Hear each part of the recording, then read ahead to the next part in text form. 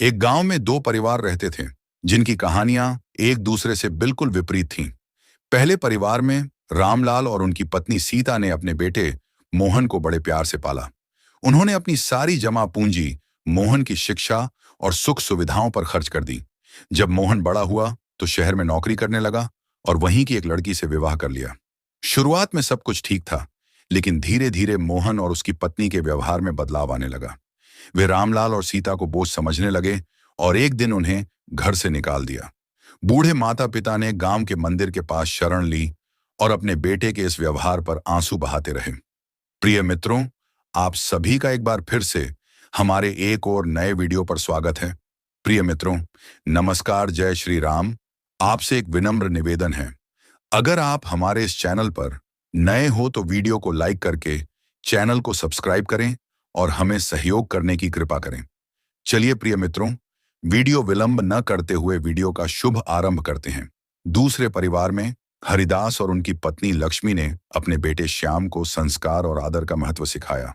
श्याम ने भी अपने माता पिता की सेवा को अपना धर्म माना। जब वह बड़ा हुआ तो उसने शहर में नौकरी की, लेकिन अपने माता पिता को कभी नहीं भूला।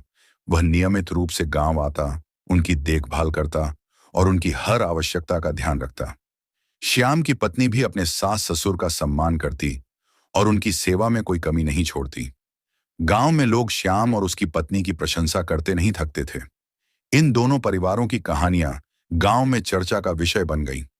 लोग सोचने लगे कि एक ही गांव में समान परिस्थितियों में पले बढ़े दो बेटों का व्यवहार अपने माता पिता के प्रति इतना अलग कैसे हो सकता है।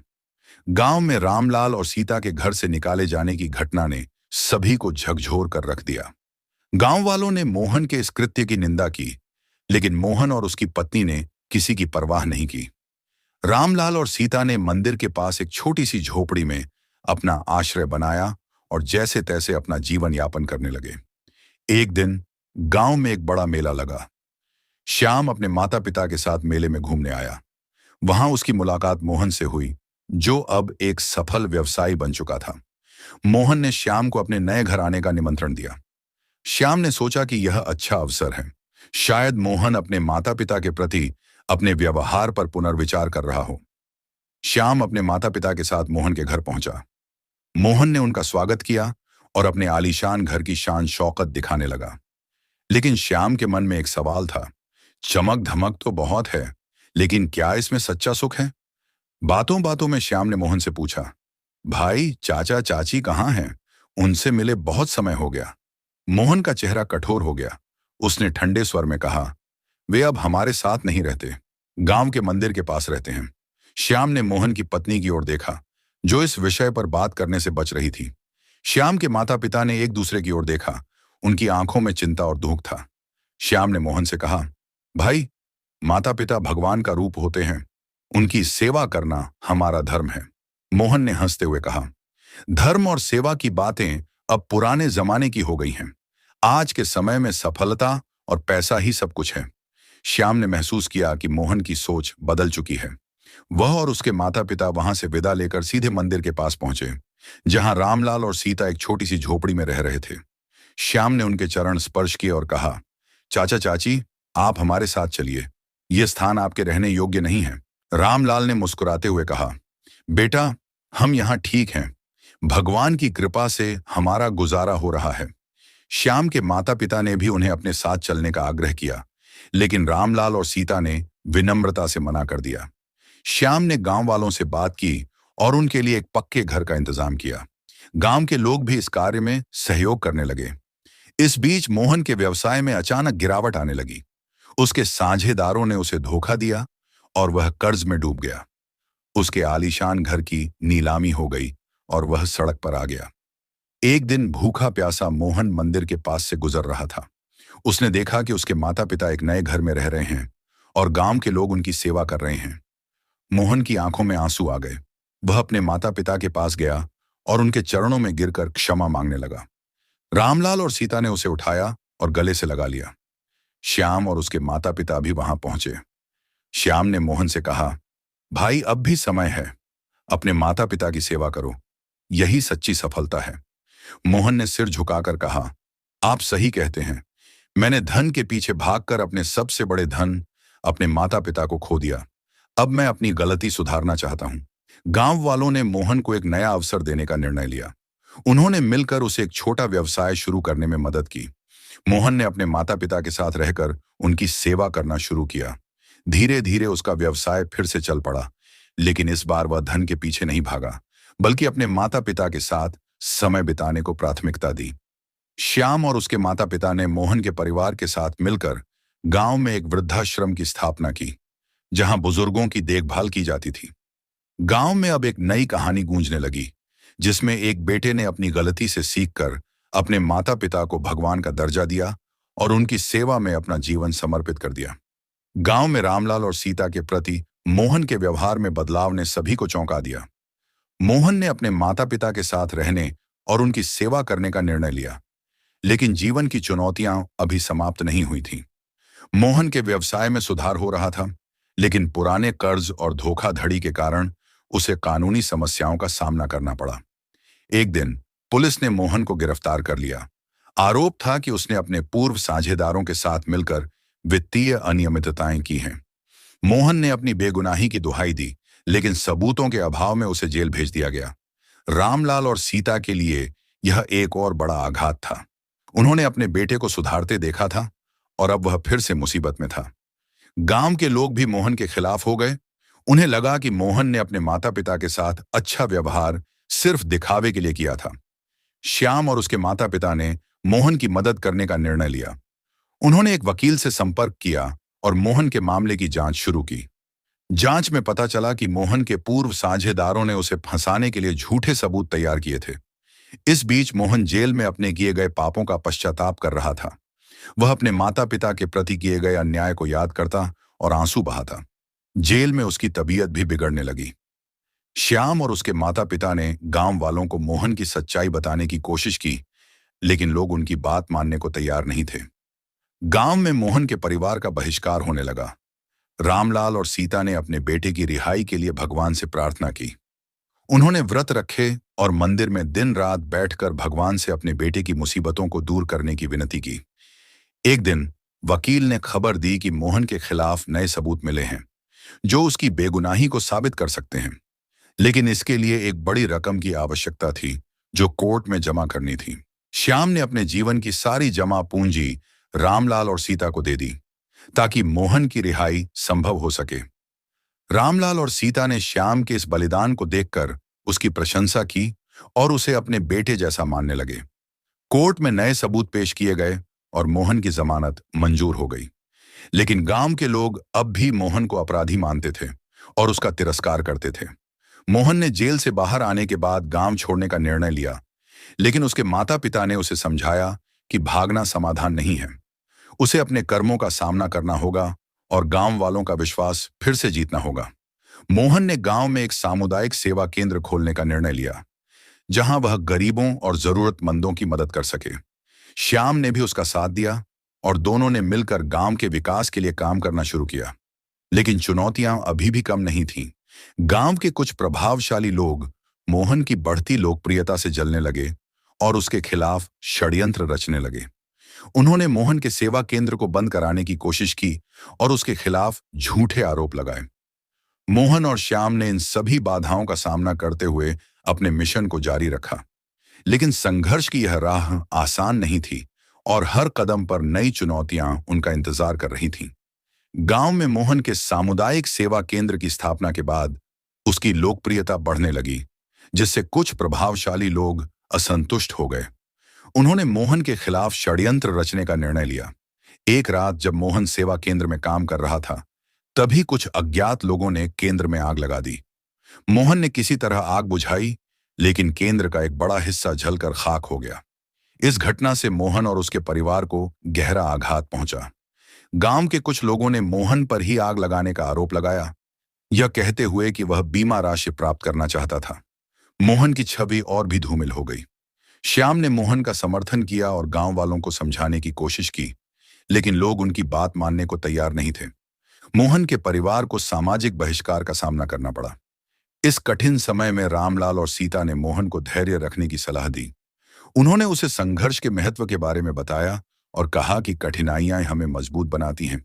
मोहन ने हार नहीं मानी और श्याम के साथ मिलकर सेवा केंद्र को फिर से बनाने का निर्णय लिया। उन्होंने गांव के गरीबों और जरूरतमंदों की मदद जारी रखी, भले ही लोग उनके खिलाफ थे। एक दिन गांव में एक महामारी फैल गई, जिससे कई लोग बीमार पड़ने लगे।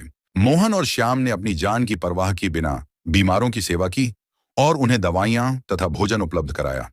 धीरे धीरे गांव वालों को मोहन की निस्वार्थ सेवा का एहसास होने लगा, लेकिन कुछ लोग अब भी उसके खिलाफ थे और उसे नीचा दिखाने का कोई मौका नहीं छोड़ते थे।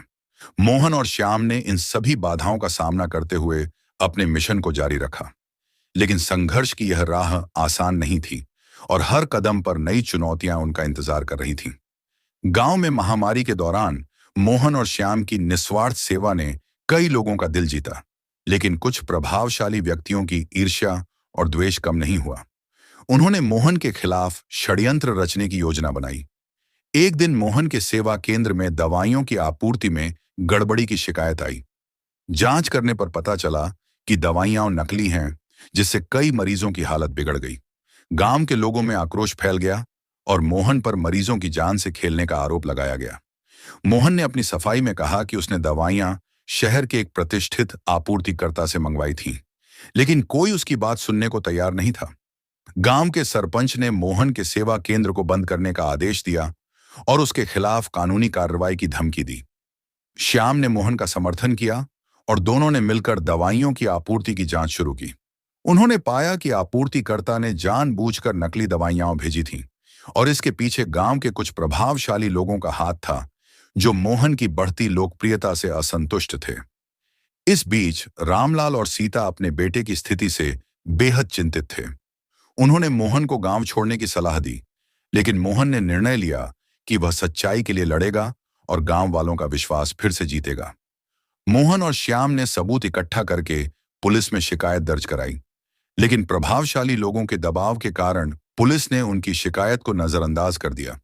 उल्टा मोहन पर ही धोखाधड़ी का मामला दर्ज कर लिया गया और उसे गिरफ्तार कर लिया गया। गांव के लोग मोहन के खिलाफ हो गए और उसके परिवार का सामाजिक बहिष्कार करने लगे। रामलाल और सीता को बाजार में कोई सामान नहीं बेचता और श्याम के परिवार को भी तिरस्कार का सामना करना पड़ा। जेल में मोहन ने हार नहीं मानी। वह अपने वकील के साथ मिलकर अपनी बेगुनाही साबित करने के लिए काम करता रहा। श्याम ने भी गांव में लोगों को सच्चाई बताने की कोशिश जारी रखी, लेकिन उसे धमकियां मिलने लगी। एक रात श्याम के घर पर हमला हुआ, जिसमें उसके माता पिता घायल हो गए। श्याम ने पुलिस में शिकायत की, लेकिन कोई कार्रवाई नहीं हुई। उसने महसूस किया कि न्याय की लड़ाई लंबी और कठिन होने वाली है। रामलाल और सीता ने भगवान से प्रार्थना की और मोहन की रिहाई के लिए व्रत रखा। उन्होंने गांव के बुजुर्गों से मदद की गुहार लगाई, लेकिन कोई उनकी मदद के लिए आगे नहीं आया। मोहन और श्याम ने निर्णय लिया कि वे हार नहीं मानेंगे और सच्चाई के लिए संघर्ष जारी रखेंगे। उन्होंने उच्च न्यायालय में अपील करने का फैसला किया, लेकिन इसके लिए धन की आवश्यकता थी, जो उनके पास नहीं था। इस कठिन समय में श्याम ने अपने खेत को गिरवी रखने का निर्णय लिया, ताकि मोहन की रिहाई के लिए पैसे जुटाए जा सकें। रामलाल और सीता ने भी अपने गहने बेच दिए। उच्च न्यायालय में मामला दर्ज किया गया, लेकिन सुनवाई की तारीखें लगातार टलती रहीं। मोहन और श्याम के सामने चुनौतियां बढ़ती जा रही थीं, लेकिन उन्होंने हिम्मत नहीं हारी। गांव में अफवाहें फैलने लगीं कि मोहन कभी जेल से बाहर नहीं आ पाएगा और श्याम का परिवार बर्बाद हो जाएगा। लोगों ने उनके साथ सभी संबंध तोड़ लिए और वे सामाजिक रूप से एकाकी हो गए। इस बीच मोहन की तबीयत जेल में बिगड़ने लगी, लेकिन उसे उचित चिकित्सा सुविधा नहीं मिली। श्याम ने अधिकारियों से गुहार लगाई, लेकिन कोई सुनवाई नहीं हुई। संघर्ष की इस कठिन घड़ी में मोहन और श्याम ने एक दूसरे का साथ नहीं छोड़ा और न्याय की उम्मीद में अपने प्रयास जारी रखे। गांव में मोहन की गिरफ्तारी और श्याम के परिवार पर हुए हमले के बाद स्थिति और भी गंभीर हो गई। गांव के प्रभावशाली लोगों ने मोहन के परिवार की संपत्ति पर कब्जा करने की योजना बनाई। रामलाल और सीता को उनके घर से बेदखल करने के लिए झूठे दस्तावेज तैयार किए गए। एक दिन कुछ लोग रामलाल और सीता के घर आए और उन्हें तुरंत घर खाली करने का आदेश दिया, यह दावा करते हुए कि यह संपत्ति अब उनकी है। रामलाल और सीता ने विरोध किया, लेकिन उन्हें धमकियां दी गईं और जबरन घर से बाहर निकाल दिया गया। श्याम ने अपने परिवार के साथ मिलकर रामलाल और सीता को अपने घर में शरण दी। इस बीच मोहन जेल में अपनी बेगुनाही साबित करने के लिए संघर्ष कर रहा था, लेकिन प्रभावशाली लोगों के दबाव के कारण उसकी सुनवाई में लगातार देरी हो रही थी। श्याम ने उच्च न्यायालय में अपील करने का निर्णय लिया, लेकिन इसके लिए धन की आवश्यकता थी, जो उनके पास नहीं था। उसने अपने खेत को गिरवी रखने का निर्णय लिया ताकि मोहन की रिहाई के लिए पैसे जुटाए जा सकें। रामलाल और सीता ने भी अपने गहने बेच दिए। उच्च न्यायालय में मामला दर्ज किया गया, लेकिन सुनवाई की तारीखें लगातार टलती रहीं। मोहन और श्याम के सामने चुनौतियां बढ़ती जा रही थीं, लेकिन उन्होंने हिम्मत नहीं हारी। गांव में अफवाहें फैलने लगीं कि मोहन कभी जेल से बाहर नहीं आ पाएगा और श्याम का परिवार बर्बाद हो जाएगा। लोगों ने उनके साथ सभी संबंध तोड़ लिए और वे सामाजिक रूप से एकाकी हो गए।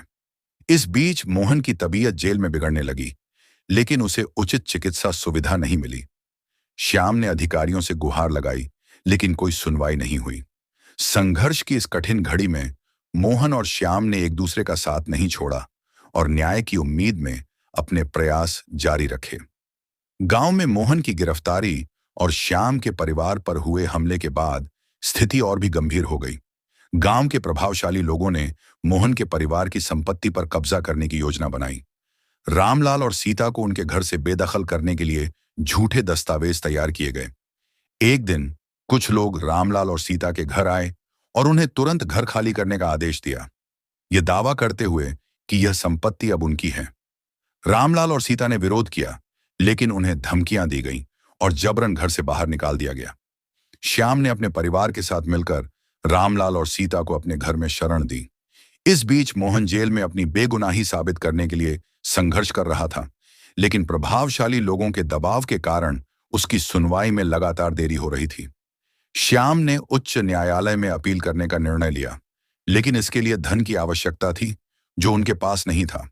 उसने अपने खेत को गिरवी रखने का निर्णय लिया ताकि मोहन की रिहाई के लिए पैसे जुटाए जा सकें। रामलाल और सीता ने भी अपने गहने बेच दिए। उच्च न्यायालय में मामला दर्ज किया गया, लेकिन सुनवाई की तारीखें लगातार टलती रहीं।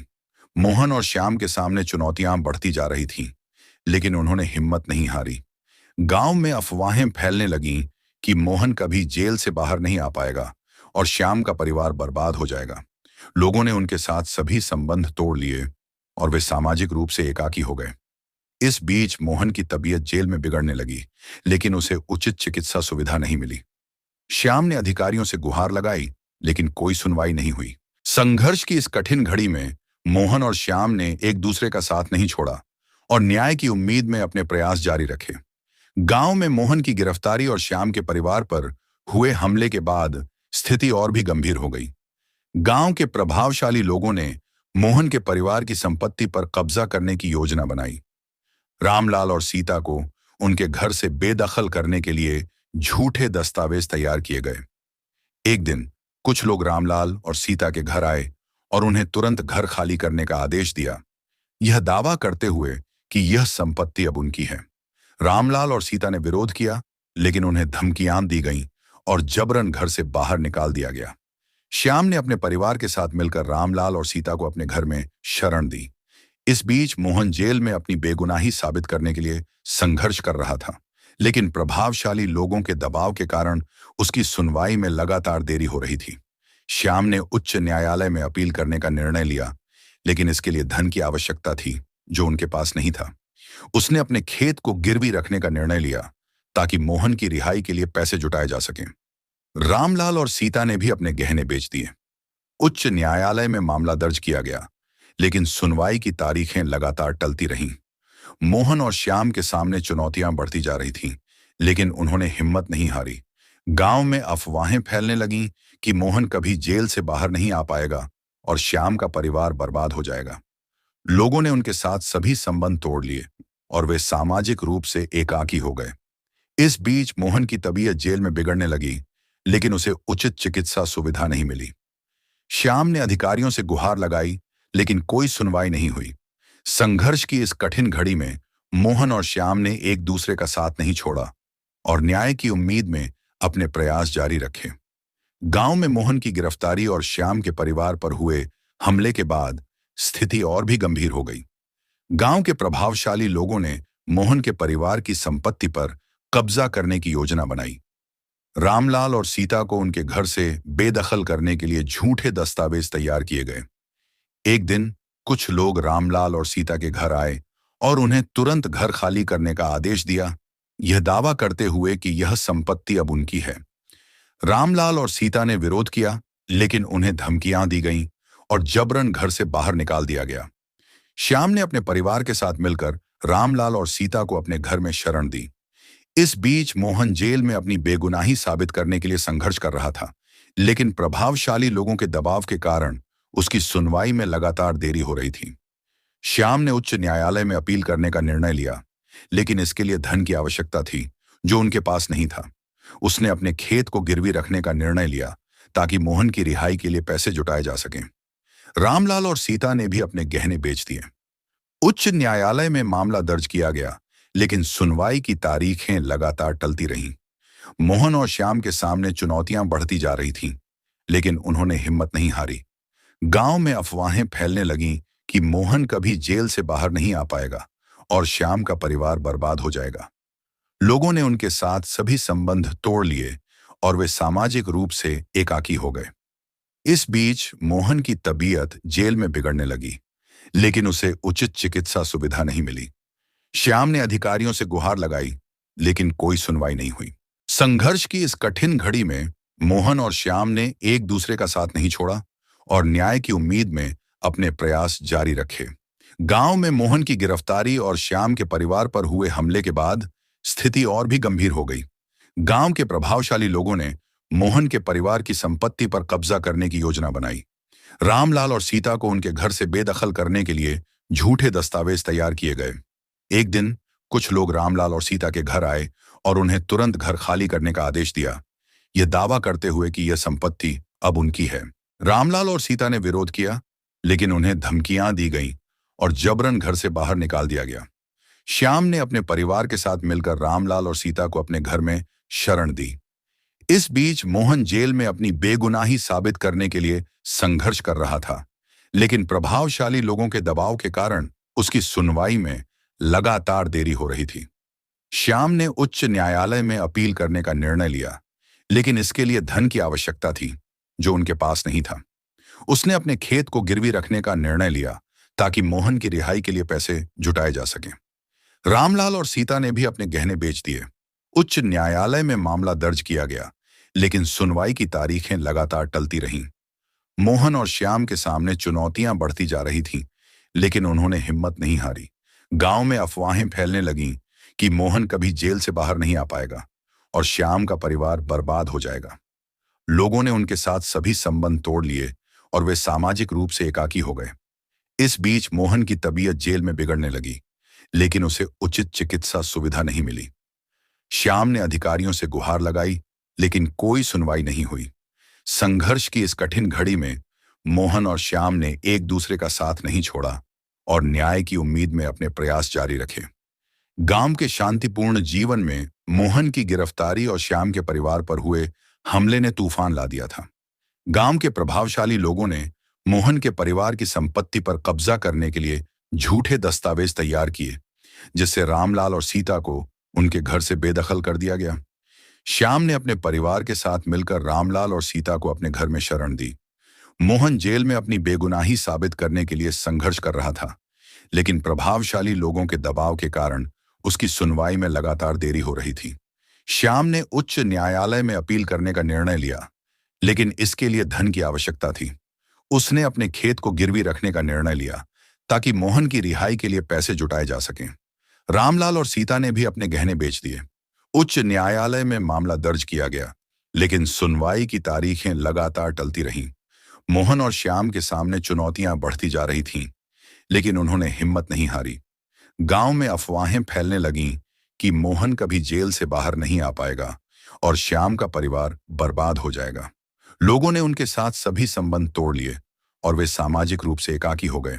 इस बीच मोहन की तबीयत जेल में बिगड़ने लगी, लेकिन उसे उचित चिकित्सा सुविधा नहीं मिली। श्याम ने अधिकारियों से गुहार लगाई, लेकिन कोई सुनवाई नहीं हुई। संघर्ष की इस कठिन घड़ी में मोहन और श्याम ने एक दूसरे का साथ नहीं छोड़ा और न्याय की उम्मीद में अपने प्रयास जारी रखे।